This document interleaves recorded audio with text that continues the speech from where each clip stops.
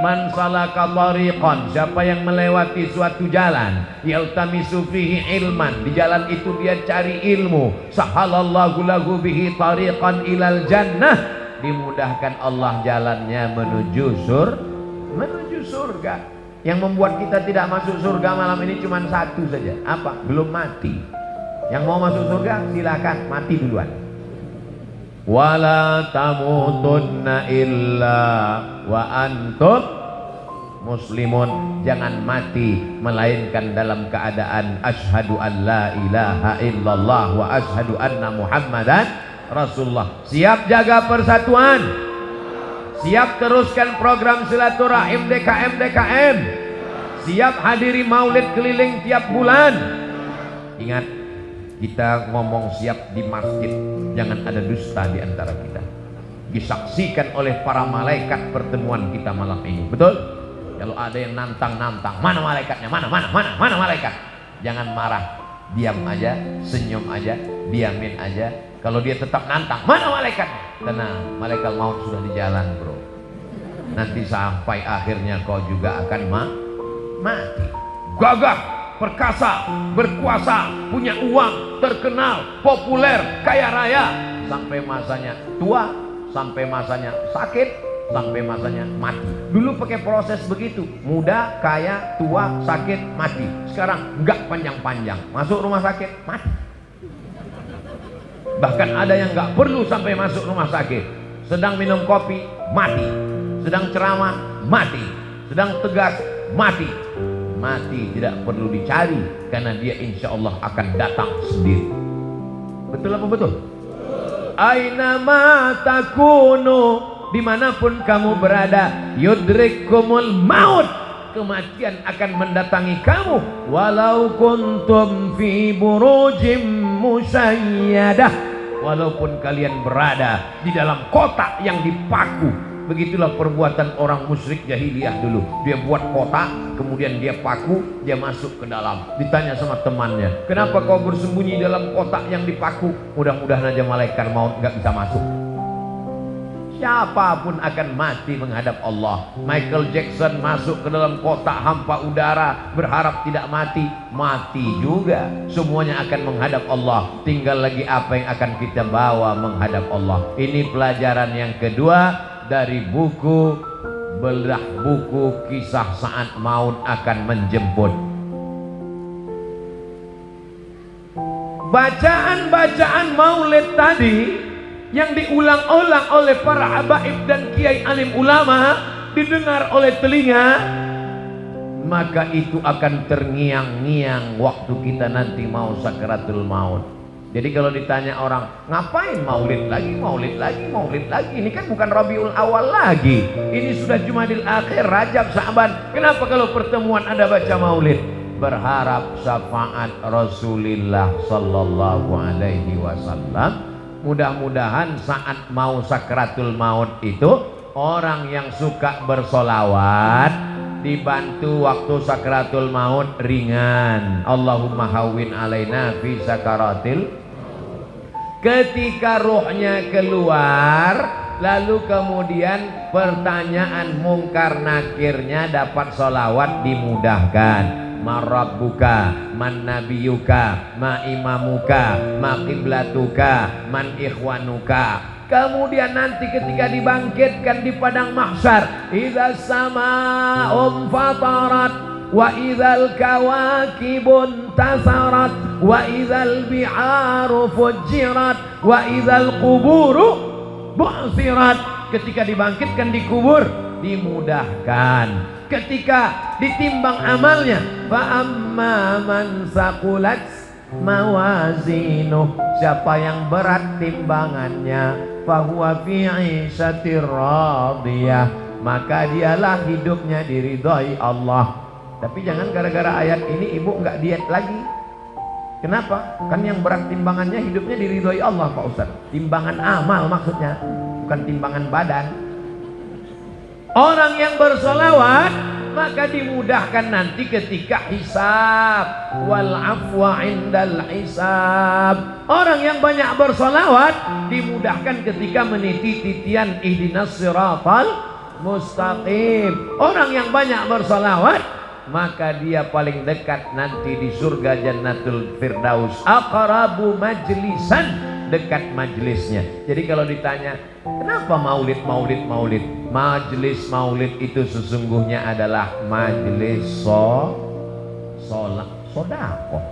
Mentang-mentang tadi keluar uang masuk kotak, betul sodakoh, tapi utamanya adalah majelis solawat. Salatullah salamullah ala taha rasulillah. Salatullah salamullah ala yasin habibillah. Tawassalna bismillah wa bil hadi rasulillah wa kulli mujahidin lillah bi ahlil badri ya Allah. Diiringi oleh anak-anak muda hadrah. Apa nama hadrahnya Ustaz? Akhlakul Mustafa, akhlaknya Rasulullah. Sudah acara maulid keliling, ngajinya dengan habaib dan ulama, tapi acara nikahnya masih pakai keyboard tunggal, artisnya pakai rok pendek. Pulangnya tak perlu lagi diceritakan, sakit hati ibu nanti. Maka undanglah saat walimah anak nikah pakai hadrah, saat akikah pakai hadrah, saat sunatan pakai hadrah. Setuju? Saya berapa kali nggak datang acara walimah. Ustadz Somad ini katanya kalau diundang wajib datang. Seringkali dia ceramah, idza da'aka fa'ajibhu, kalau diundang datang. Ustadz sudah kami undang, undangannya diantar ke rumah, yang lain pakai WA. Ustadz dikirim undangannya langsung datang ke rumah. Kenapa Ustadz nggak datang? Aku datang. Kok nggak ketemu kemarin? Aku nggak masuk ke dalam. Kenapa nggak masuk? Waktu aku mau masuk kalian sambut dengan lagu Jatuh Bangun Aku Mengejarmu. Ngapain saya masuk? Daripada jatuh bangun mendingan pulang. Kita mau masuk, dia sambut dengan lagu Cinta Satu Malam. Itu kan kumpul kebo. Mohon maaf, ada anak-anak. Dia sambut dengan lagu Selimut Tetangga. Ngapain dibahas? Ini perbuatan maksiat. Selingkuh itu indah. Nauzubillah. Lagu-lagu itu menginspirasi, mengajak orang berselawat kepada Nabi. Iramanya indah-indah, dilakukan oleh anak muda. Saya senang sekali malam ini yang menyanyikan hadrah itu anak-anak muda, laki-laki. Laki-laki semua tadi kan? Kadang ini ada maulid Nabi yang nyanyi perempuan, lagunya biasa aja, lipstiknya 2 inci. Perempuan itu suaranya bagus baca Quran, suaranya bagus sholawatan, tapi kalau dilihat laki-laki yang tidak mahram, suami orang melihat istri orang. Banyak perempuan pakai jilbab bagus, pakai baju bagus, wajahnya glowing di depan suami orang, di depan istrinya sendiri seperti mak lampir, nyiblorong, sundel bolong, suster ngesot. Hafal semua nih Pak Ustaz. Jamaah yang dimuliakan Allah. Tapi malam ini Masya Allah tabarakallah, majelis salawat kita insya Allah diridhai Allah, disenangi Rasulullah. Kenapa? Karena tidak campur antara laki-laki dan perempuan. Tuh kok ada perempuan, mereka terjebak di tengah laki-laki. Masya Allah tabarakallah. Ini yang baik-baik ini kita bawa insya Allah. Apa pelajaran dari Bekasi? Silaturahimnya terjaga. Apa pelajaran dari Bekasi? Cerita judulnya Tempat Mengingat Mati, supaya masyarakat ini diingatkan pada mati. Wa kafa bil mauti wa'iza. Ada nasihat yang tidak bersuara, ada nasihat yang bukan khutbah, bukan ceramah, bukan tausiah, bukan tazkirah. Dia diam 1000 bahasa. Nasihat itu bernama mati. Siapa yang menasihati Ustaz Abdul Somad? Nggak ada. Nggak ada orang menasihati saya sampai sekarang. Saya datang ke Kiai, Kiai tolong nasihati saya. Saya kalau tausiah, saya cari para alim ulama yang tua-tua, yang sepuh-sepuh, minta nasihat, minta doa. Mereka nggak kasih nasihat. Mereka katakan, ya Ustaz sudah tahulah, sama-sama saja kita berdoa kepada Allah. Nasihat yang paling dalam, yang masuk ke dalam otak dan hati saya adalah ketika melihat orang mati terbujur kaku, yang selama ini dihormati, dibanggakan, dimuliakan, disanjung tinggi. Kalau datang disambut dengan baleho dan karpet warna merah, tapi lalu kemudian ketika mati menghadap Allah terbujur di ruang tamu dan tidak sampai 24 jam dibawa keluar. Rumahnya rumah dia, yang membangunnya dia, yang beli tanahnya dia, yang cari arsiteknya dia, yang mengumpulkan uangnya dia. Tapi kalau sudah meninggal dunia, sejengkal pun di rumah itu tidak ada yang bersedia menampung dia. Tempatnya tetap di TPU, tempat taman pemakaman umum. Ada rumah yang dibangun, ada rumah yang dikendalikan, ada rumah yang diatur. Sekian tahun nabung untuk buat rumah. Rumahmu berapa harganya? 3M. Wow, hebat sekali. 3M, 3 kali minjam.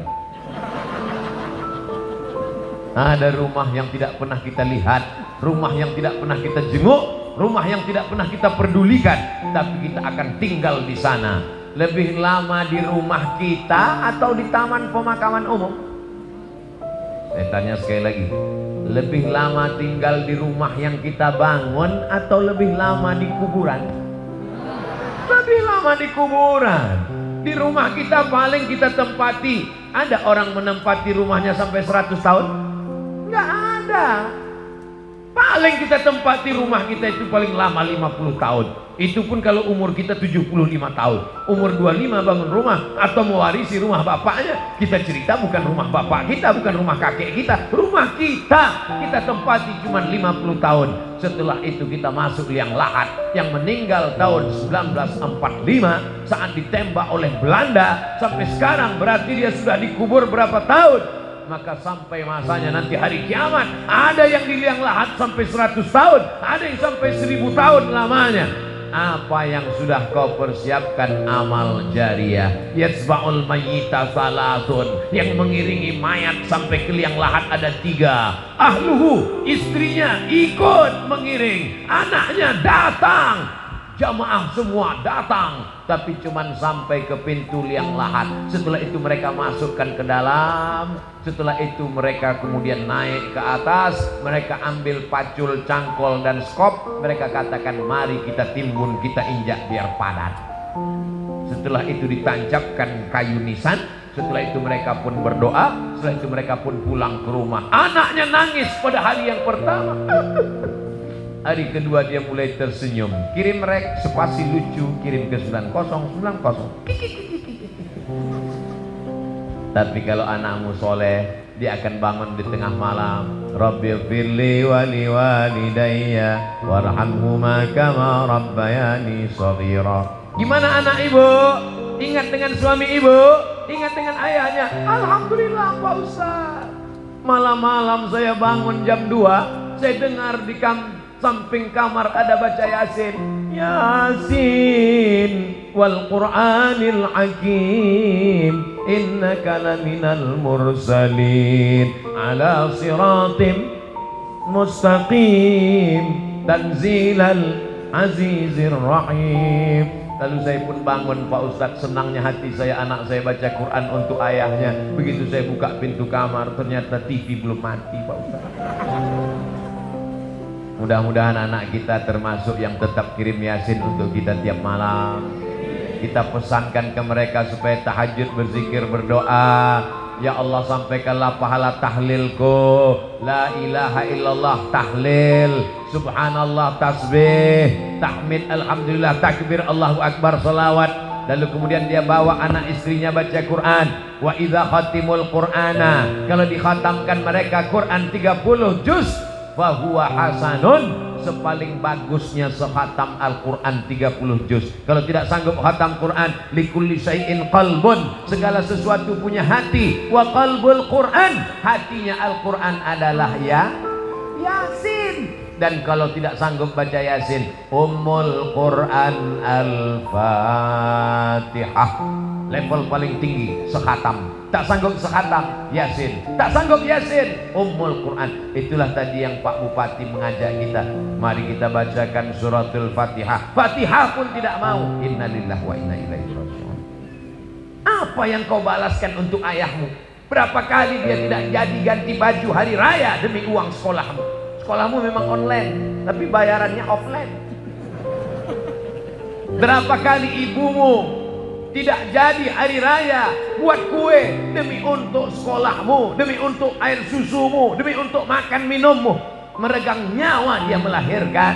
Andai kau gendong dia dari Bekasi ke kota Makkah, tawaf 7 putaran, sa'i Safa dan Marwah, wukuf di padang Arafah, melontar jumrah, belum tentu dapat menebus sekali teriakannya saat melahirkanmu. Betul ibu? Ternyata ibu tidak ada yang teriak waktu melahirkan. Kenapa? Dia pingsan di operasi. Lahir. Ustadz, walaupun operasi sesar itu sakit loh Ustadz. Ustadz kan nggak pernah merasakannya, karena rasaku bukan rasamu Ustadz. Kita tidak pernah tahu bagaimana perasaan mereka perempuan. Ketika hormonnya berlebih di awal kehamilan, dia muntah-muntah. Respon hidungnya sangat tajam. Suami yang dulu kata dia buah hati belayan jiwa, cintaku setengah napasku pergi, baunya minta ampun. Lalu kemudian yang awalnya rahim itu kecil lalu mulai membesar, sebulan, 2 bulan, 3 bulan. Akhirnya ususnya menjadi kecil, makannya susah, nafasnya terhalang. Lalu kemudian tulang belakangnya mulai melengkung. Lalu ketika melahirkan anak seperti patah-patah tulang rusuknya. Itulah ayat yang disebut dalam Al-Quran, wahnan ala wahnin, lemah di atas lemah. Tak ada yang bisa membalas kelemahan-kelemahan itu, dan tidak ada yang sanggup membahasnya. Kalau saya bahas bagaimana lemahnya perempuan saat mengandung, perempuan itu mengandung lemah di atas lemah. Kata ibu-ibu, alah Ustaz kayak pernah aja. Maka kita balaskan. Yang ibunya masih hidup, mudah-mudahan masih sempat berbakti kepada orang tua. Yang ibu bapaknya sudah meninggal dunia, nasihat kematian, ziarah. Jangan nunggu mau Ramadan, jangan nunggu mau Idul Fitri. Besok hari libur bawa anaknya ziarah. Ini sekarang banyak orang ziarah, bapaknya baju hitam, istrinya baju hitam, anaknya baju hitam, hitam-hitam semua. Sampai di tempat pemakaman langsung foto. Habis itu update status man in black. Apa ini? Ini bukan ajaran Islam. Ajaran Islam adalah saat di tempat pemakaman baca doa, assalamualaikum ya alad diyar minal mu'minin wa inna insyaallahu bikum lahiqun yarhamullahul mustaqdimina wal mustakhirin nas'alullaha lana wa lakumul afiyah. Oh, bacaannya panjang Pak Ustaz. Ya, tapi kami bacaannya pendek. Apa bacaannya? Assalamualaikum ya ahlal kubur. Itu namanya doa minimalis. Apalah salahnya cetakkan doa ziarah kubur. Tanya nanti panitia berapa ongkosnya buat baliho besar seperti ini, buat doa ziarah kubur, tempel besar-besar di dekat pemakaman TPU. Assalamualaikum ya ala diyar minal mu'minin wa inna insyaallah bikum lahiqun yarhamullahul mustaqdimin wal mustakhirin nas'alullaha lana wa lakumul afiyah. Coblos nomor. Daripada baliho yang gak jelas ujung arahnya, nyangkut ke pokok kayu, diambil Satpol PP, dibakar, mendingan di samping kuburan, mengingatkan orang. Andai pun dia tidak lapuk, maka mengalir sampai hari kiamat. Inilah dia amal-amal kita. Apa saja amal kita yang akan mengalir? Waladun salihun, anak yang soleh, shadaqatun jariyah. Itulah uang yang masuk ke dalam kotak-kotak tadi. Beli semen, batu bata, kerikil, atap, tenda, lampu, AC, mihrab, mimbar, kipas angin. Itu semua akan mengalir. Siapa yang mewakafkan tanah masjid ini dulu? Siapa yang membangunnya? Siapa yang ngasih semen? Siapa yang ngasih kosen? Siapa yang ngasih kaca? Kita tidak tahu, tapi pahalanya dari mulai tadi petang sampai malam, sampai sholat subuh besok, zuhur, asar, maghrib, isya, subuh, zuhur, asar, maghrib, isya, Ramadan, tarawih, witir, Idul Fitri, Idul Adha, hari raya kurban, sampai hari kiamat, mengalir pahalanya ke liang lahat. Mudah-mudahan sebelum mati kita sempat bangun masjid. Masjid apa namanya? Masjid Al-Mustaqim. Siapa yang buat? Pak Kapolsek. Masjid apa namanya? Masjid As-Somad. Siapa yang buat? Ustaz Somad. Sudah ada? Belum lagi. Tapi insya Allah kalau kita berniat sebelum mati mesti ada. Saya diundang ke Jambi diajak untuk meresmikan masjid, jalannya jauh, naik mobil. Dalam hati saya, mau dibawa kemana lagi? Begitu sampai musola kecil, ya apa kelebihan musola ini? Apa kelebihannya? Berikut ini mari kita dengarkan kata sambutan dari Bapak Kapolsek. Saya sebagai Kapolsek, kumisnya melintang. Saya sebagai Kapolsek di tempat ini, Pak Ustadz, risau karena tidak ada tempat sholat. Orang sholat di kamar. Maka saya kumpulkan di antara anak-anak buah saya. Kita beli semen, batu bata, akhirnya jadilah musola ini. Dan saya bertekad kalau siap, yang meresmikannya adalah Ustadz Somad. Oh, begitu kronologisnya. Dan orang tidak berani nolak. Kasih semen, siap. Jadilah musola. Jabatanmu tak lama, tapi yang kekal abadi adalah masjid. Presiden kita, proklamator kita, Insinyur Soekarno cerdas. Di saat Indonesia tidak semakmur sekarang, uangnya tidak banyak, baru saja diserang oleh Belanda dan Jepang, dia sempat berpikir untuk membangun masjid terbesar di Asia Tenggara. Itulah dia Masjid Istiqlal. Sampai Presiden Amerika pun masuk ke dalam. Semua orang-orang yang masuk ke dalam Masjid Istiqlal itu kalau masuk berdecak kagum seperti melihat kucing. Wow, amazing. Apa amazingnya? Tiangnya banyak sekali. Luar biasa. Sampai sekarang mengalir pahalanya sampai hari kiamat. Berganti lagi zaman, akhirnya setiap kabupaten, setiap kota di Indonesia ada masjid, punya ciri khas. Apa dia? Bangunannya tidak pakai kubah, tapi pakai atap seperti masjid kerajaan Islam Demak, bangunan Wali Songo. Dan itulah dia sampai sekarang disebut dengan Masjid Muslim Pancasila. Sampai hari kiamat akan mengalir pahalanya. Maka kita pun berpikir, jangan mati sebelum bangun masjid. Saya nggak bisa bangun masjid, Pak Ustadz. Bangun musola, nggak apa-apa. Surau, Pak Ustadz, oke. Langgar, Pak Ustadz, nggak apa-apa. Orang Jawa dilanggar nggak mati, karena dia berzikir di dalam langgar, dalam surau. Hanya saja surau, langgar, dan musola tetap di dalamnya usolli sunnatan tahiyatul masjid, karena di sana ada sholat 5 waktu, subuh, zuhur, asar, maghrib, isya. Bedanya cuma nggak ada sholat Jumat. Di masjid kita ini ada, ini surau apa langgar apa musola? Ini masjid. Dari mana Ustaz tahu masjid? Ada mimbarnya, ada sholat Jumat. Di tempat kami ada mimbar, Pak Ustaz, tapi nggak ada sholat Jumatnya. Berarti itu mimbar dangdut. Mimbar tempat khotib naik ke atas menyampaikan khutbah. Usikum wa nafsi bitaqwallah. Aku pesankan kepada kamu, takutlah kepada Allah. Laki-laki yang gagah perkasa, sehat, tidak musafir, tidak sakit, maka dia mesti mendengar wasiat takwa yang disampaikan dari mimbar. Kenapa tabligh akbar kita tidak dibuat di dalam masjid? Barulah sadar, karena kalau dibuat dalam masjid tidak muat. Ini masjid nampaknya kekurangan, bukan kekurangan jamaah. Banyak sekarang masjid kekurangan jamaah, tapi di Bekasi masjid kekurangan tempat. Insya Allah panjang umur sehat badan, masjid ini semakin besar insya Allah. Amin. Kalau mau tahu berhasilnya tabligh akbar malam ini, lihat subuh besok. Kalau subuh besok sopnya bertambah, berhasil. Tapi kalau cuman pemain inti yang azan tetap itu, as-salatu khairum minan naum, hancurlah kita. Tapi begitu besok as-salatu khairum minan naumnya luar biasa. As-salatu khairum minan naum. Datang dia ke masjid semua. Alhamdulillah Pak Ustadz, sejak Ustadz Muhammad tausiah kemarin, anak saya rajin sholat duha Pak Ustadz. Cuman ada yang mengganggu pikiran saya. Kenapa Bu? Doanya pakai kunut.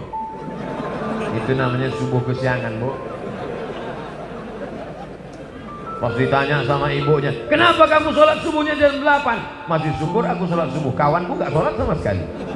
Ini logika terbalik, otaknya sungsang. Kalau mau lihat dunia boleh lihat ke bawah, tapi kalau untuk akhirat lihatlah orang yang istiqomah ke masjid subuh, zuhur, asar, maghrib, isya, masjid ke masjid ke masjid. Lihat tuh anak muda ke masjid terus, tertulis di bajunya baikar subuhan, zuhur hilang. Sedangkan subuh yang berat lawan ngantuk aja dia datang. Sedangkan subuh yang matanya lelap tidur pulas mengigau tetap dia lawan datang ke masjid. Apalagi zuhur asar yang melek. Sedangkan zuhur subuh saja siap dia jadi imam, padahal suaranya jelas. Bismillahirrahmanirrahim, alhamdulillahi rabbil alamin. Apalagi kalau cuman nggak bersuara, Allahu Akbar. Memang berawal kalau mau jadi imam, imam zuhur dan imam asar. Anak-anak muda, nanti kalau ditanya, datang anak gadis, anak-anak cewek bilang, bang, aku siap jadi, aku ingin mencari imam, aku siap, tapi zuhur dan asar ya. Maka kalian pun mesti pintar-pintar. Kalau mau tulis update status besok, aku mau cari imam maghrib, subuh dan isya. Yang zuhur ngantri dulu. Berawal dari keterpaksaan, berubah menjadi kebutuhan, akhirnya kebiasaan. Allah bisa karena biasa. Tadi tausiah saya mulai jam 9 kurang 10, sekarang jam 10 kurang 10, 60 menit kita bersama sesuai tertulis di botol minuman santri. Oh, botolnya kecil 330, berarti udah lewat, mestinya setengah jam tadi. Tapi orang Bekasi ini cerdas, dia buat sesuatu yang berkesan, dia kasih susu. Masya Allah, tabarakallah. Ustadz gak boleh minum air manis karena suaranya menggelegar, tenggorokannya panas. Dikasih air manis yang panas, suaranya hilang, pita lehernya rusak. Nanti umurnya sekian ceramah, serba salah. Nanti dikasih air putih, katanya panitianya nggak respon. Dikasih air susu, air teh, katanya wah susah sekali Ustaz Abdul Somad. Enggak, Ustaz Somad tidak pernah mempersulit, mempersusah orang. Kalau bisa dipermudah, kenapa dipersulit? Yassiru, mudahkan urusan orang. Ngundang Ustaz Abdul Somad nggak perlu pakai proposal. Ngundang Ustaz Abdul Somad katanya sulit, mesti kirim DP, mesti pakai pesawat kelas eksekutif, mesti dijemput dengan private jet, mesti dijemput. Hoax, bohong, penipu. Ustaz berapa kali datang ke Jakarta dalam setahun? Jabodetabek, Jakarta, Depok, Bogor, Bekasi. Setahun datang 3 kali, berarti 4 bulan sekali. Selama 4 bulan datang 3 hari. Tausiahnya 1 hari 3 kali. Jumat, Sabtu, Ahad.